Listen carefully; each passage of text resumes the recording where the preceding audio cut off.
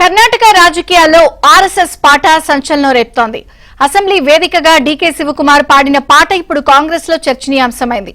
ఇంతకీ DK RSS రాగం ఎందుకు అందుకున్నారు?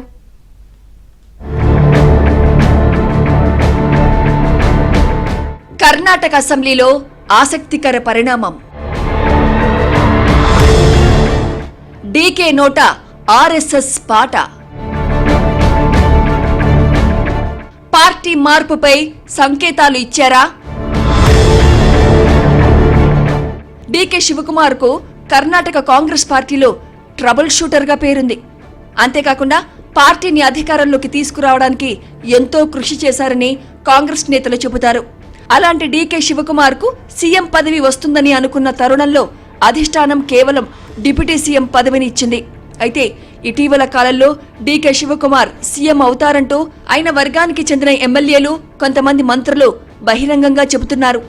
ఈ క్రమంలో కర్ణాటక అసెంబ్లీ సమావేశంలో డీకే శివకుమార్ పాడిన ఆర్ఎస్ఎస్ పాట ఇప్పుడు కాంగ్రెస్ పార్టీలో సంచలనంగా మారింది. అసెంబ్లీలో కర్ణాటక సమస్యలపై చర్చ జరుగుతున్న సమయంలో డీకే శివకుమార్ పై బీజేపీ సభ్యులు విమర్శలు చేశారు. దీంతో శివకుమార్ బీజేపీకి సటైరికల్ కౌంటర్ ఇచ్చారు. కర్ణాటకలో ఆర్ఎస్ఎస్ సిద్ధాంతాలను బీజేపీ ఎలా పిల్లల మెదళ్లోకి ఎక్కిస్తుందో తమకు తెలుసన్నారు. ఇదే సమయంలో చిన్నప్పుడు డీకే శివకుమార్ ఆర్ఎస్ఎస్ షాట్స్ వేసుకున్నారు కదా అంటూ బీజేపీ నేత అశోక్ వ్యాఖ్యానించారు. ఇందుకు డీకే వెంటనే కౌంటర్ ఇచ్చారు. తాను బీజేపీ స్కూల్స్ లో చదవలేదని, పరమేశ్వర్ స్కూల్లో చదువుకున్నానని, అయినా ఎవరేంటో తనకు తెలుసంటూ నమస్తే సదావత్సలే మాతృభూమి అంటూ పాడారు. బీజేపీ నాయకులంతా చిరునవ్వులు చిందిస్తూ బల్లలపై చప్పట్లు చరుస్తూ నినాదాలు చేశారు. ಇಲ್ಲಿ ನನ್ನ ಹತ್ರ ಕೂಡ ವಿದ್ಯೆಗಳೆಲ್ಲ ಇದೆ. ನಾನು ಅಸಾಧ್ಯರು ನಮ್ಮ ನಿಮ್ ಗರಡಿಲ್ ಬೆಳಿಲ್ಲ ಅಂತಾನು ನಾನು ಈ ಪರಮೇಶ್ವರ್ ಗರಡಿಲ್ಲ ಬೆಳೆದಿದ್ದೀನಿ. ನಾನು ಸ್ವಲ್ಪ ಇಲ್ಲ RSS ಚಡ್ಡಿ ಹಾಕಿದ್ದೀನಿ ಅಂದ್ರಲ್ಲ ಒಂದ್ಸರಿ. ನಮಸ್ತೆ ಸದಾ ವತ್ಸಲೆ ಮಾತೃಭೂಮಿ ಅಧ್ಯಕ್ಷ ಹಿಂದೂ ಭೂಮಿ ಸುಗಮ್ ವರ್ಧಿತೋಹಂ ಮಹಾಮಂಗಲೆ. ನಾನು ಅವೆಲ್ಲ ಚರ್ಚೆ ಬೇಡ. ಅದನ್ನ ಕರ್ನಾಟಕ ರಾಜ್ಯ ಕ್ರಿಕೆಟ್ ಅಭಿಮಾನಿಗಳು ಬೇರೆ ಬೇರೆ ರಾಜ್ಯದಲ್ಲಿ ಬೇಕಾದಷ್ಟು ಇಂಥದೆಲ್ಲ ಆಗಿದೆ.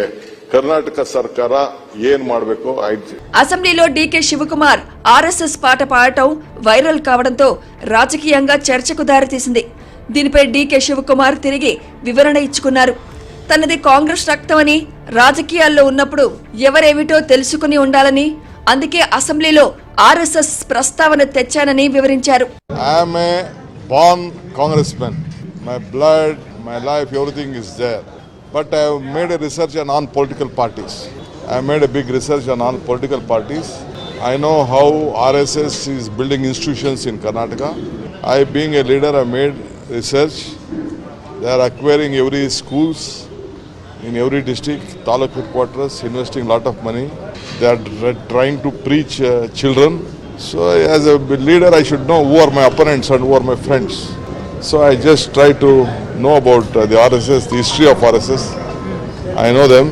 Politically we have a lot of differences. That is a different issue. But BJP also should know that I have gone very deep to them.